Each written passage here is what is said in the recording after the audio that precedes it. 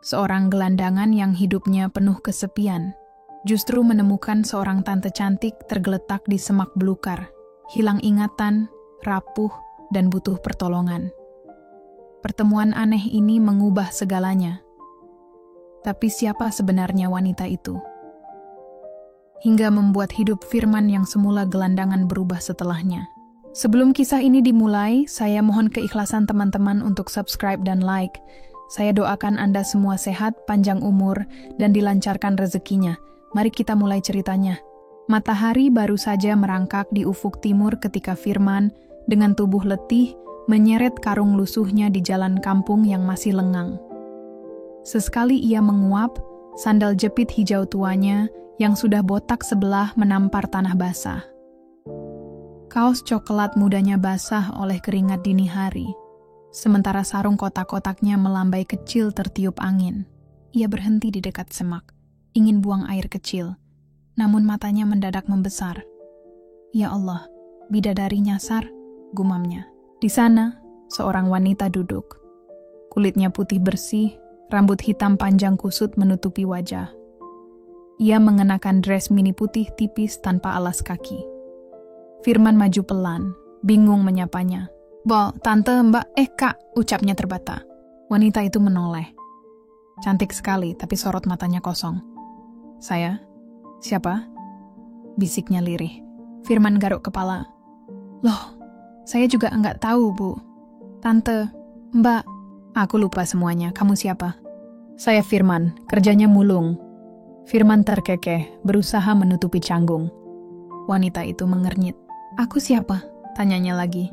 "Kampung sunyi, tak ada siapa-siapa kecuali mereka berdua." Firman akhirnya asal bicara. "Ya sudah, saya panggil Tante Siska ya." "Siska," gumam wanita itu. Ia mencoba berdiri, tapi oleng. Firman buru-buru menahan tubuhnya. "Pelan-pelan Tante, badan Tante kayak tahu susu lembut, celotehnya kikuk." Siska hanya menatap kosong. "Yuk ikut saya. Tempatnya cuma kolong jembatan. Tapi aman kok. Dari maling. Soalnya saya malingnya juga. Hehehe." Firman tertawa sendiri. Siska terdiam, lalu mengangguk. Maka berjalanlah si pemulung lusuh dan si wanita tanpa ingatan, menyusuri jalan kampung yang mulai diterangi cahaya pagi. Kolong jembatan itu sempit, becek, dan berbau anyir. Namun bagi Firman, itulah rumah. Tikar plastik robek tergeletak, bantal dari karung bekas, kaleng sarden kosong jadi rak, dan karung penuh botol plastik berserakan. Siska berdiri kaku. "Maaf Tante, cuma ini yang saya punya." Firman berusaha membersihkan tikar. "Duduk aja, kecoa di sini takut sama Tante kok." Siska menuruti. Firman lalu mengeluarkan satu-satunya kaleng sarden yang ia simpan sejak Lebaran. "Tante lapar? Saya punya makanan spesial. Sardennya penyok, tapi isinya bagus." Ia menyendokkan isi sarden dengan tutup kaleng. "Nggak ada sendok emas, tapi kalau Tante mau, saya bisa cari di belakang hotel." Siska terkekeh kecil, Firman tertegun. Itu pertama kali ia mendengar tawa dari wanita itu. Ada sesuatu yang lembut menyentuh hatinya. "Makasih Firman, kamu baik ya." "Ya iyalah. Masa ganteng doang," ujarnya sok percaya diri. Mereka makan bersama. "Kamu sendirian?" tanya Siska. "Iya, dulu ada teman, Slamet namanya. Tapi dia kawin sama ibu kantin di pasar. Saya ditinggal kayak baju lebaran gak laku," Firman nyengir. Siska tersenyum samar. "Aku benar-benar lupa siapa aku. Tapi anehnya, aku nyaman di sini. Mungkin Tante dulunya ikan, makanya cocok di bawah jembatan," canda Firman. "Kamu aneh," balas Siska sambil menepuk bahunya. Mereka tertawa bersama. Untuk pertama kalinya, Firman merasa hidupnya tak begitu buruk. Kolong jembatan itu mendadak terasa hangat, bukan karena uap got, tapi karena ada seorang wanita cantik duduk di sampingnya. Hari itu, Firman sibuk menambal sarungnya dengan benang dari karung bekas. Siska duduk tak jauh, menyisir rambutnya dengan jari. Angin berhembus lembut, bau got samar, tapi hati keduanya tenang. "Tante, dress putih itu nggak dingin? Tipis banget," tanya Firman. "Memang aku harus pakai apa? Aku cuma punya ini," jawab Siska sambil menunduk. Firman menatapnya ragu. "Kalau nanti tante ingat siapa diri tante, masih mau ngomong sama saya?" "Kenapa nanya gitu? Ya saya kan cuman gembel. Kalau tante ternyata orang kaya, artis atau istri pejabat, tante pasti jijik lihat saya." Siska mendekat perlahan. "Aku nggak tahu siapa aku, tapi aku tahu satu hal.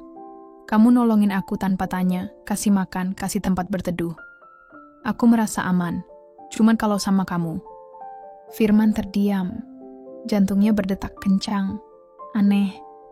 Seperti jatuh cinta bercampur bau got. Keesokan paginya, Firman memilah botol plastik dari karungnya. Siska tiba-tiba duduk di samping, membawa kaleng bekas yang ia bersihkan, berisi bunga liar. "Aku nemu bunga di pinggir kali. Cantik ya?"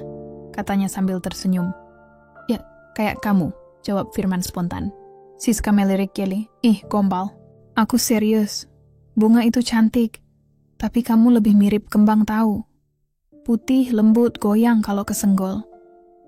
Siska tertawa sampai rebah di tikar plastik. Firman ikut tertawa. Mereka duduk berdua menikmati pagi, ditemani suara air kali yang mengalir dan teriakan tukang bubur dari kejauhan. Tak ada televisi, tak ada mobil. Hanya tawa kecil, bunga liar di kaleng bekas, dan rasa hangat yang perlahan tumbuh di antara dua manusia yang kehilangan arah. "Hari ini tante ingat sesuatu?" tanya Firman sambil memutar-mutar kaleng sarden kosong di tangannya. Siska menggeleng pelan. "Masih tidak. Tapi, aku merasa dulu punya rumah besar, kasur empuk, sepatu hak tinggi. Aneh ya, tapi sekarang justru senang berjalan nyeker." Firman menatap kaki Siska yang tetap bersih meski tanpa alas. Ada rasa minder menyeruak. "Kalau nanti tante ingat semuanya, lalu pergi ninggalin saya harus gimana?" Siska terdiam, sorot matanya menembus. "Kalau aku bisa memilih, aku tidak ingin ingat apa-apa. Aku takut kalau aku tahu siapa aku justru kehilangan kamu." Kata-kata itu membuat dada Firman serasa diremas. Panas sekaligus manis. Ia tiba-tiba berdiri, meraih kaleng bunga kecil di dekatnya. "Tante Siska, saya tahu saya bau, kotor, miskin, baju pun satu-satunya ini. Tapi saya pengen bilang, saya suka sama tante." Siska terkejut hampir menjatuhkan kaleng bunga. "Saya nggak ngerti saya ini siapa, tapi hati saya ngerti apa yang saya rasa. Dan rasa itu, ya kamu," lanjut Firman. Hening menempel di antara mereka. Lalu Siska tersenyum tipis. "Kamu aneh, tapi aku suka." Di bawah kolong jembatan, dua jiwa yang sama-sama retak saling menambal luka, seperti sarung robek yang dijahit benang bekas. Tidak sempurna, tapi hangat ketika dipakai. Langit sejak pagi mendung. Firman justru girang karena menemukan sepotong sandal jepit utuh bermerek, meski hanya sebelah. Ia tunjukkan ke Siska seperti bocah menemukan harta karun. "Tante, lihat nih, sandal asli. Kalau ketemu pasangannya, tante bisa jalan kemana aja tanpa takut nyerimpet." Siska terkekeh, duduk di tikar plastik sambil mengikat rambutnya dengan tali rafia. "Hebat kamu, Man. Segalanya bisa kamu bikin lucu." Namun hujan tiba-tiba mengguyur deras. Air menetes dari celah-celah jembatan, membasahi tikar mereka. Kaleng sarden hanyut, bantal karung ikut terbawa arus. Firman berlarian mengejar barang-barang, sementara Siska berdiri menggigil. Dress putih tipisnya basah, menempel ke kulit. Melihat itu, Firman segera mendekat, menarik Siska ke dalam pelukannya. "Sini tante, peluk aja. Saya biasa kedinginan, tapi tante jangan sampai sakit." Siska diam. Tubuhnya melekat pada tubuh Firman yang kotor, basah, tapi terasa hangat. Ada ketenangan, dan tiba-tiba matanya panas. "Kamu tahu, Man, sejak di sini aku merasa punya arti." Firman menatapnya. "Saya juga, tante. Biasanya saya ngobrol sama botol plastik. Sekarang saya bisa ngobrol sama wanita beneran. Cantik pula." Siska menepuk dadanya pelan. Kamu tuh bisa aja bikin aku senyum. Padahal suasananya kayak got tergenang. Firman menunduk, tersenyum kaku. Kalau bisa, Tante, jangan ingat masa lalu. Biar kita bikin masa depan, walau dari bawah jembatan. Siska menatap hujan deras, lalu menoleh. Kalau aku bisa milih, aku juga nggak mau ingat. Aku cuman mau di sini, sama kamu. Dengan bau got, kebodohan, dan semua pelukannya. Dan di bawah langit bocor itu, pelukan mereka bertahan. Cinta tumbuh sederhana, tapi terasa seolah milik dunia. Keesokan paginya, langit masih abu-abu. Firman mengaduk isi karung dan menemukan 2 bungkus mie instan. 1 tanpa bumbu, 1 lagi hanya tersisa bumbunya. Dengan gaya ala koki hotel, ia menyiapkan sarapan istimewa. Selamat pagi, Tante. Menu kita hari ini mie rasa harapan, topping kerupuk angin, plus cinta tulus. Siska tertawa kecil. Kamu bisa aja, tapi aku lapar. Sini deh. Firman menyerahkan mie rebus encer dalam mangkuk plastik bekas margarin. Siska menerimanya sambil tersenyum lebar. Rasanya kayak mie biasa, tapi bikin bahagia. Ya iyalah, dimasak pakai rasa suka sama kamu, goda Firman. Cih, Siska menggoda balik, matanya berbinar. Setelah makan, mereka duduk di tikar yang mulai kering. Diam, tapi nyaman. Lalu Siska bertanya serius. Man, kamu pernah pacaran? Firman garuk kepala. Pernah suka, tapi nggak pernah disuka. Siapa juga yang mau sama saya? Tapi kamu bikin saya ngerasa dihargai. Dan nggak semua orang bisa begitu. Firman menunduk, gugup. Saya nggak ngerti cara pacaran, tapi kalau sayang, saya bisa kasih semua, termasuk karung lusuh itu. Siska terkekeh. Kalau gitu aku minta sulap karung itu jadi tas tangan. Beres, Tante. Nanti saya kasih label hotel bintang 5 sekalian. Tawa mereka pecah. Tapi setelahnya Siska diam lama. Kadang aku takut, Man. Kalau tiba-tiba aku ingat semuanya. Bagaimana kalau aku ternyata istri orang? Punya anak, hidupku jauh dari kamu. Firman menatap mata Siska dalam-dalam. Kalau nanti Tante ingat dan harus pergi, saya bakal ikhlas. Tapi sebelum itu, saya mau Tante tahu satu hal. Apa? Saya nggak pernah bahagia segini selama hidup saya. Siska terdiam sejenak, lalu mendekat dan meraih tangan Firman dengan ragu namun hangat. Aku juga, bisiknya. Hari itu, di bawah langit berwarna kelabu, 2 manusia yang tak punya harta apapun justru merasa paling kaya. Mereka duduk bersebelahan, ditemani semangkuk mie instan encer, gurauan receh, dan rasa yang diam-diam tumbuh tanpa mereka sadari. Siang itu, Siska tengah merapikan rambut hitam panjangnya menggunakan garpu plastik bekas yang sudah dibersihkan. Firman duduk tak jauh, sibuk menjahit sarungnya yang sobek dengan benang tipis yang diambil dari plastik robek. Men, aku heran deh, kata Siska sambil tertawa kecil. Rasanya rambut ini dulu sering dipangkas di salon mahal tiap minggu. Sekarang malah disisir pakai garpu. Firman menoleh sebentar, senyum kecutnya muncul. Tante nggak usah minder. Mau disisir lidi juga, tetap cantik kok. Halah, modus. Siska pura-pura manyun. Bukan modus, beneran. Kalau saya ada duit, udah saya beliin kursi salon keliling. Karena nggak punya, ya paling banter saya kasih karung buat bantal, biar leher Tante nggak pegel. Siska tergelak, lalu rebahan di atas karung lusuh milik Firman. Ternyata empuk juga. Nah kan, saya bilang juga apa. Karung ini kualitasnya premium. Pernah nyimpen botol, kaleng sarden, bahkan hati saya yang udah pecah berkali-kali, ujar Firman sambil nyengir. Siska kembali terkikik sebelum menatap langit di atas. Man, aku senang banget ketemu kamu. Hidup memang jauh dari kata enak, tapi hati aku jadi tenang. Firman pun merebahkan diri di sampingnya. Saya juga. Biasanya tidur ditemani kardus dan tikus. Sekarang malah sama perempuan cantik. Waktu berjalan, hening menelan suara. Angin berembus pelan, membuat helai rambut Siska menutupi wajah Firman. Lelaki lusuh itu mencuri napas dalam-dalam, mencium samar aroma sabun murahan dari sisa mandi semalam di mushola. "Tante," suaranya bergetar. Siska menoleh. Firman menatapnya serius. "Boleh nggak saya nyium tante?" Siska terdiam kaget. "Kalau nanti tante ingat semua dan akhirnya pergi, saya pengen ada kenangan, walau cuma sekali." Mata Siska bergetar. Setelah hening sesaat, ia mengangguk pelan. Firman mendekat, jantungnya berdegup seperti genderang. Dan di siang yang panas, di atas tikar plastik yang bau sarden, bibir mereka bersentuhan. Singkat, namun cukup untuk mengguncang segalanya. Saat Siska membuka mata, tatapannya berubah.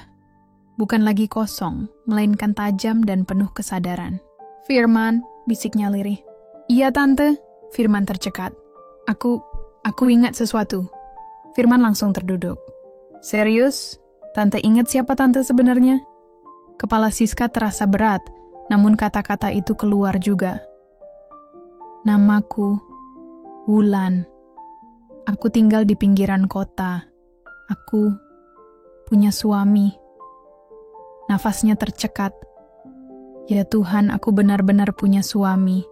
Aku kabur dari rumah. Waktu itu kami bertengkar. Dia selingkuh." Firman menunduk. "Jadi Tante bukan orang hilang, cuma orang yang lari?" Siska menatapnya penuh rasa bersalah. "Aku sempat benar-benar lupa segalanya. Tapi setelah ciuman tadi, tiba-tiba semuanya kembali." Firman menepuk wajahnya sendiri, seakan tak percaya. "Jadi Tante bakal balik?" "Aku nggak tahu," jawab Siska pelan. "Suamiku kasar, posesif. Tapi aku juga nggak bisa terus bersembunyi di bawah jembatan." Firman mencoba tersenyum meski hatinya berdenyut. "Aku ngerti." "Kamu marah?" tanya Siska dengan mata basah. "Enggak, sedih, iya.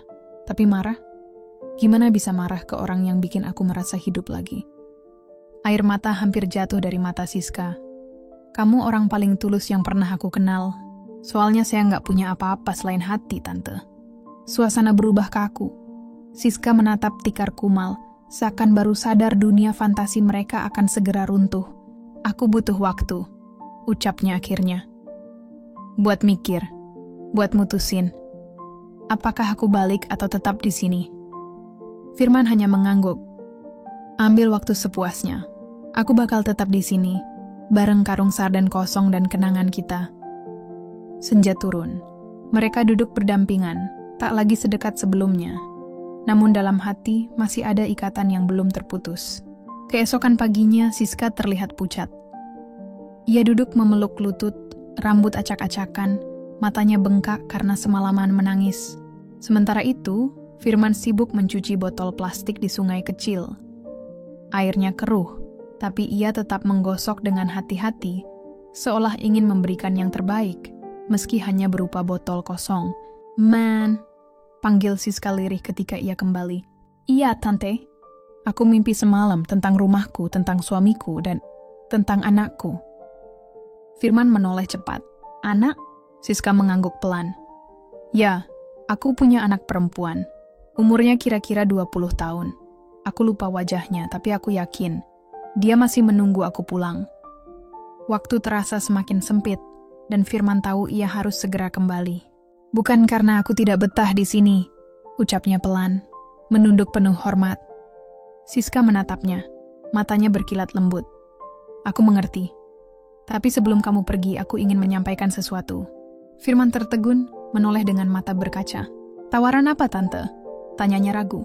Siska menarik napas panjang, lalu berujar, "Ikut aku.